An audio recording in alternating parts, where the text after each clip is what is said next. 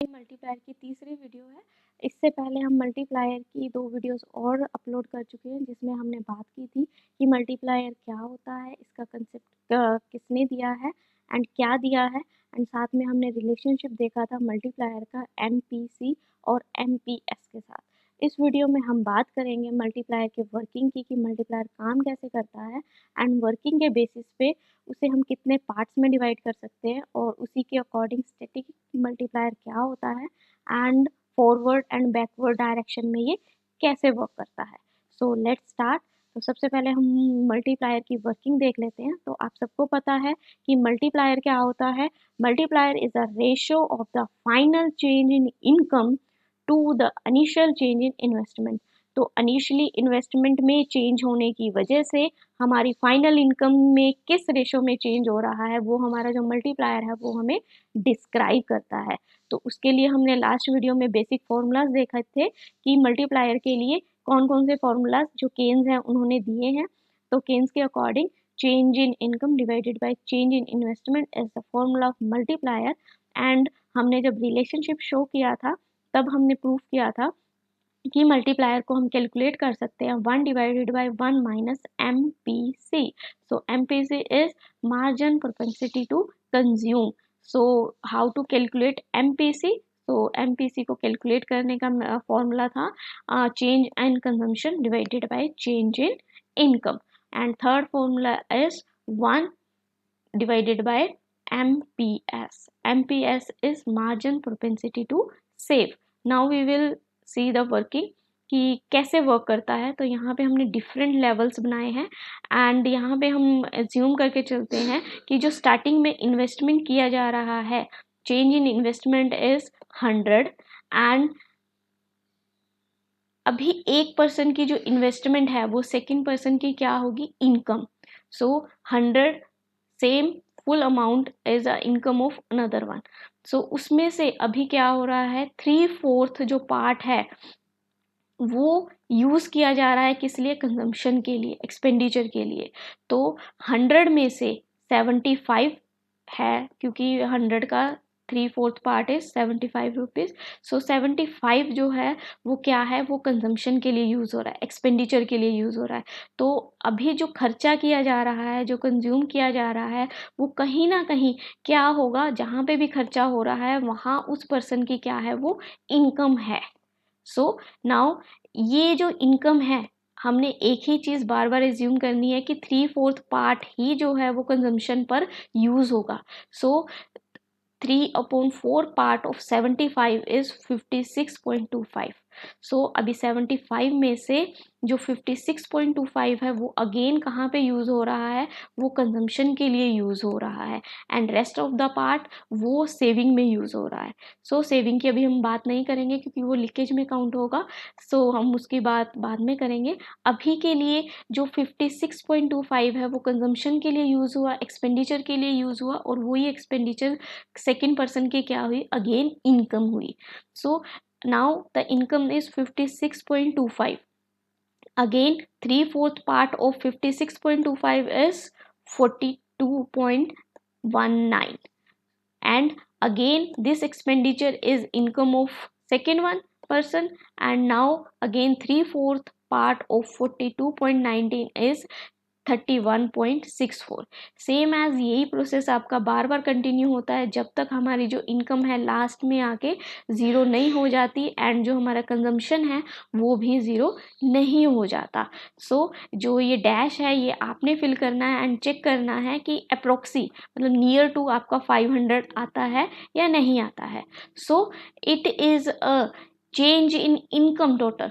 तो इनकम में बार बार चेंजेस करने से जो एग्रीगेट इनकम आई, या हम कह सकते हैं रिजल्ट में जो टोटल इनकम आई, वो है हमारे पास 500। It is approximate. So now same as increase in consumption, बार बार इनकम में जो कंजम्पशन में जो चेंजेस किए गए, देन उसके बाद जो हमारी टोटल कंजम्पशन है वो कितनी है, वो 400 है।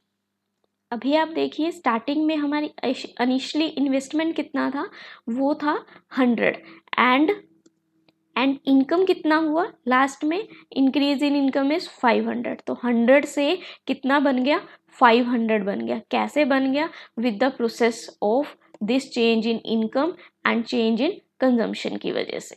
ठीक है, so how we can calculate multiplier. So multiplier के लिए हमारा बेसिक फॉर्मूला क्या है, change in income divided by change in investment. तो चेंज इन इनकम कितना हुआ हमारा 500 ma'am, and change in investment कितना था, स्टार्टिंग में हमने कितना इन्वेस्ट किया था, it is 100, so multiplier is 5। तो इस तरीके से हम जो मल्टीप्लायर है उसे कैलकुलेट कर सकते हैं। आई होप सो आपको समझ आ रहा है। Then we can calculate with our second formula is 1 divided by 1 minus MPC। तो पहले हमें MPC को कैलकुलेट करना पड़ेगा। तो MPC का फॉर्मूला क्या है, change in consumption divided by change in income. तो चेंज इन कंजम्पशन कितना है हमारा 400 ma'am, and change in income कितना है आपका, वो है 500। So we will divide it, that mean 400 divided by 500, it is equal to 4/5। Now we will put this value in our formula। तो according to formula is 1 divided by 1 minus MPC। MPC is 4/5। when you will solve it तो आपको जो answer मिलेगा वो कितना मिलेगा, 5 मिलेगा। so by this formula we can calculate our multiplier. तो इस तरीके से जो मल्टीप्लायर है वो काम करता है। नाउ इसकी वर्किंग को हम नेक्स्ट अगेन टू पार्ट्स में डिवाइड कर सकते हैं। So first part is statistic multiplier and second is dynamic multiplier. इस वीडियो में हम बात करेंगे स्टैटिस्टिक मल्टीप्लायर की, एंड नेक्स्ट वीडियो में हम एक्सप्लेन करेंगे डायनेमिक मल्टीप्लायर को। तो स्टैटिस्टिक मल्टीप्लायर क्या होता है, बेसिकली वैसे तो ये 2 पार्ट्स में ही आगे डिवाइड होता है, मतलब दोनों डायरेक्शंस में जाता है, फॉरवर्ड एंड बैकवर्ड, जिसे हम रिजर्व ऑपरेशन भी कहते हैं। तो ये ऐसे क्यों होता है, सो लेट्स सी कि स्टैटिक मल्टीप्लायर क्या होता है। इसमें क्या होता है, इसमें जो चेंज होता है इन्वेस्टमेंट में, जिसकी वजह से जो इनकम चेंज होती है वो इंस्टेंटेनियसली होती है, मतलब सेम टाइम पे होती है, इसमें कोई टाइम लैग नहीं होता। मतलब 1 पीरियड से दूसरे पीरियड का जो टाइम पीरियड होता है वो इसमें नहीं होता, सेम टाइम में जो है वो जो वैल्यूज़ है वो होती। एंड इसमें जो MPC रहती है हमारी, मार्जिन प्रोपेंसिटी टू कंज्यूम है, वो ऑलवेज स्टेबल रहती है। स्टेबल है मतलब एक बार आपने जितना इसको एज्यूम कर लिया वो उतना ही रहता है, हम बाकी के चेंजेस को कंसीडर नहीं करते। तो अकॉर्डिंग टू प्रोफेसर सैम्यूल्सन, उनका कहना क्या था कि मल्टीप्लायर जो है, स्टैटिस्टिक मल्टीप्लायर जो है वो 2-edged sword की तरह है, मतलब 2 धारी तलवार की तरह है, जो क्या कर सकती है, it will cut for you, वो आपके लिए कट कर सकती है, एंड गो अगेंस्ट यू, और आपके अगेंस्ट भी जा सकती है। इसीलिए इसे कहा जाता है कि ये जो 2 धारी तलवार है, ये अपना जब काम स्टार्ट करती है, मतलब मल्टीप्लायर का जब वर्क स्टार्ट करती है, तो ये दोनों डायरेक्शंस में जा सकती है। ये फॉरवर्ड भी हो सकती है और ये बैकवर्ड भी हो सकती है। बट पहले हमें कुछ चीज़ों को अजम्पशंस लेके चलना होता है मल्टीप्लायर को कैलकुलेट करने के लिए, उसकी वर्किंग को शो करने के लिए। तो पहले हम अजम्पशंस देख लेते हैं। First assumption is only autonomous investment take place. तो यहाँ पे आप सिर्फ कौन सी इन्वेस्टमेंट ले रहे हो, ऑटोनोमियस इन्वेस्टमेंट ले रहे हो। ऑटोनोमियस इन्वेस्टमेंट मीन्स टोटल इन्वेस्टमेंट का वो पार्ट जिसमें सिर्फ जो गवर्नमेंट है उसी का ही रोल रहता है, मतलब जो सिर्फ गवर्नमेंट के लिए ही की जाती है, वो होती है autonomous investment. And second is consumption as a function of income. तो यहाँ पे जैसा कि हमने वर्किंग भी देखी थी कि इनकम का जो पार्ट है वो हम कंजम्पशन के लिए ही यूज़ कर रहे हैं, इसके अलावा उसका कोई भी और यूज़ नहीं हो रहा है। एंड जो MPC है रिमेन कांस्टेंट, हम एक बार जितना एज्यूम कर रहे हैं कि MPC हमारी इतनी रहने वाली है, देन वो उतनी ही है, उससे ज़्यादा या कम नहीं हो रही है, दैट मीन उसमें चेंजेस नहीं आ रहे हैं।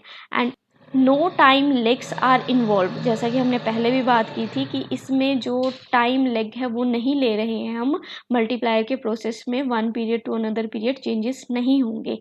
एंड यहाँ पे हम अंडर एम्प्लॉयमेंट इक्विलिब्रियम लेकर चल रहे हैं।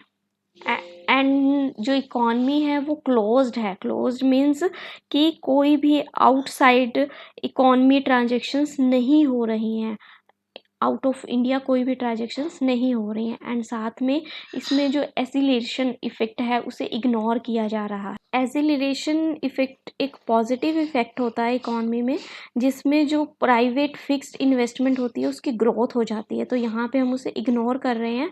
एंड लास्ट में there are no changes in prices में किसी भी टाइप का कोई भी चेंजेस नहीं हो रहा। तो इन सब अजम्पशंस को लेते हुए हम देखेंगे कि जो स्टैटिक मल्टीप्लायर है वो जिन दो डायरेक्शंस में जाता है, फॉरवर्ड एंड बैकवर्ड, वो कैसे वर्क करता है।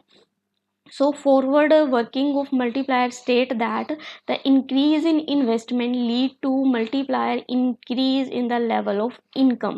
तो इसके अकॉर्डिंग क्या है, फॉरवर्ड है। फॉरवर्ड का मतलब है अगर आपकी इन्वेस्टमेंट में इंक्रीज किया जा रहा है देन ऑटोमेटिकली क्या होगा, जो इनकम है उसके लेवल में भी मोर टाइम्स जो है वो इंक्रीमेंट होगा ही होगा।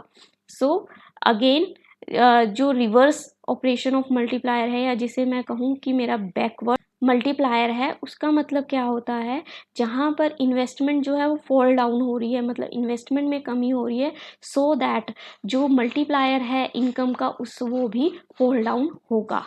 So we will describe it with the formula, sorry with the table. तो यहाँ पे आप देखो, आपको ग्राफ दिख रहा है। इस ग्राफ में हम दो तरीके से जो हमारा फॉरवर्ड मल्टीप्लायर है उसकी वर्किंग को रिप्रेजेंट करेंगे, एंड जो दूसरा है उसमें हम सेविंग एंड इन्वेस्टमेंट अप्रोच के थ्रू इसे डिस्क्राइब करेंगे। तो पहली डायग्राम के अकॉर्डिंग यहाँ पे हम aggregate demand and aggregate supply की अप्रोच से जो फॉरवर्ड मल्टीप्लायर है उसकी वर्किंग देखेंगे। तो यहाँ पर आपको दिख रहा है कि ये आपका एक्स एक्सिस है, जिसमें हम क्या ले रहे हैं, हमारी नेशनल इनकम ले रहे हैं। एंड ये हमारा वाई एक्सिस है, जहाँ पे हम क्या ले रहे हैं, एग्रीगेट डिमांड ले रहे हैं। एंड जो सप्लाई है वो क्या है हमारी, वो 45 डिग्री का एंगल बना रही है। तो मार्केट में ये सप्लाई हो रही है, एंड अभी स्टार्टिंग में क्या है, जो डिमांड है वो इस लेवल पर है। ठीक है, तो डिमांड यहाँ पे क्या है, हमारी कंजम्पशन प्लस इन्वेस्टमेंट। तो ये हमारी इनिशियली इन्वेस्टमेंट है। देन उसके बाद क्या हुआ, हमने इंक्रीज किया, इंक्रीज इन इन्वेस्टमेंट। तो आप सब देख पा रहे हैं यहाँ पे हमने इंक्रीज किया।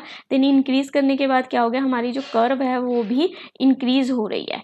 एंड देन उसके बाद क्या हुआ, जब हमारी स्टार्टिंग इनिशियली इन्वेस्टमेंट थी तो हमारा जो इक्विलिब्रियम पॉइंट था, यानी हमारी जो इनकम थी वो यहाँ पर स्टैंड कर रही थी।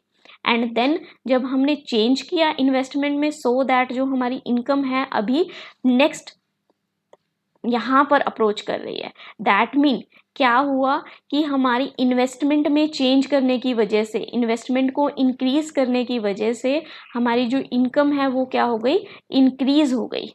एंड वो कितना इंक्रीज हुई, वो हम जो मल्टीप्लायर है उसको मेथड को यूज करके कैलकुलेट कर सकते हैं।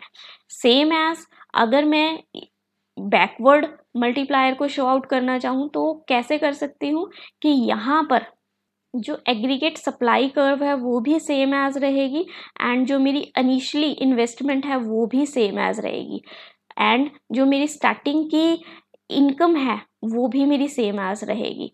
बट जब मैंने डिक्रीज किया इन्वेस्टमेंट को, मैंने डिक्रीज किया मतलब मैंने यहाँ से मेरी जितनी इन्वेस्टमेंट थी उसमें से मैंने क्या कर दिया, डिक्रीज कर दिया। एंड डिक्रीज करने की वजह से क्या हुआ कि मेरा जो न्यू इक्विलिब्रियम पॉइंट है वो यहाँ पर आकर स्टैंड कर रहा है। एंड देन क्या हो गया, मेरी जो इनकम है वो ऑटोमेटिकली क्या हो गई, डिक्रीज हो गई। सो दैट यहाँ पे क्या हो गया, नेगेटिव इम्पैक्ट हो गया। So same formula we can calculate कि कितना जो है मल्टीप्लायर डिक्रीज हुआ। ओके, सो जो फॉरवर्ड मल्टीप्लायर है और बैकवर्ड मल्टीप्लायर है वो aggregate demand and aggregate supply में किस तरह से वर्क करता है वो हमने इस डायग्राम की हेल्प से देखा। अब हम देखेंगे थ्रू सेविंग एंड इन्वेस्टमेंट। अगर कोई पर्सन है जो सेविंग कर रहा है एंड थोड़ी अमाउंट इन्वेस्ट कर रहा है, तो वहाँ पर जो मल्टीप्लायर है वो कैसे हम कैलकुलेट कर सकते हैं। तो यहाँ पर सेम एज एक्स एक्सिस पे हम क्या ले रहे हैं, नेशनल इनकम है हमारी सेम, एंड वाई एक्सिस पे क्या है, हमारी इन्वेस्टमेंट और सेविंग है। देन उसके बाद हमने क्या किया, हमने हमारी जो इनिशियली इन्वेस्टमेंट है वो ये ली हुई है, एंड जो हमारी सेविंग्स हैं वो हमने यहाँ पे शो आउट की हुई हैं। ओके, नाउ फर्स्ट हम पहले फॉरवर्ड की बात कर लेते हैं। तो फॉरवर्ड में क्या कर रहे हैं, हम इन्वेस्टमेंट में इंक्रीज कर रहे हैं। तो आप सबको दिख रहा है कि इंक्रीज कर रहे हैं। तो पहले according to investment and saving जो हमारा इक्विलिब्रियम पॉइंट था इनकम का, वो यहाँ पर स्टैंड कर रहा था। बट जब हमने चेंज किया, हमारी इन्वेस्टमेंट को इंक्रीज किया, तो ऑटोमेटिकली क्या हो गया, जो नया इक्विलिब्रियम पॉइंट है वो यहाँ पर आकर स्टैंड कर रहा है, एंड जिसकी वजह से हमें दिख रहा है कि जो हमारी इनकम है वो भी इंक्रीज हो गई है। एंड कितना इंक्रीज हुई है वो हम दिस मल्टीप्लायर के फॉर्मूले से कैलकुलेट कर सकते हैं। एंड सेम एज अगर मुझे अब बैकवर्ड मल्टीप्लायर को रिप्रेजेंट करना है, देन क्या होगा कि स्टार्टिंग की इन्वेस्टमेंट सेम है एंड जो सेविंग कर्व है वो भी सेम एज रहने वाली है, बट मुझे बैकवर्ड में क्या करना है, इन्वेस्टमेंट को रिड्यूस करना है। अगर मैं इन्वेस्टमेंट को रिड्यूस कर रही हूँ तो आप देख पा रहे हो कि इन्वेस्टमेंट में भी फॉल डाउन हुआ, एंड साथ ही साथ जो हमारा इक्विलिब्रियम पॉइंट है वो भी फॉल डाउन हुआ, एंड वो यहाँ पर आ गया है। सो इस तरीके से हम बैकवर्ड मल्टीप्लायर की वर्किंग को रिप्रेजेंट कर सकते हैं। आई होप सो आप सबको समझ आया होगा। एंड लास्ट में एक क्वेश्चन आपके लिए ज़रूर कमेंट बॉक्स में आंसर दीजिएगा कि decrease in investment cause a multiplier times fall in level of income as a case of dash multiplier. कि अगर इन्वेस्टमेंट को डिक्रीज कर दिया जाए, कम कर दिया जाए, फॉल डाउन हो जाए, एंड देन जो इनकम है वो भी काफ़ी टाइम जो है फॉल डाउन हो जाएगी, ये किसकी कौन से मल्टीप्लायर की एग्जाम्पल है या उसका मीनिंग है? फॉरवर्ड मल्टीप्लायर है, एम्प्लॉयमेंट मल्टीप्लायर है, इन्वेस्टमेंट मल्टीप्लायर है, या बैकवर्ड मल्टीप्लायर है? Thank you very much for this video.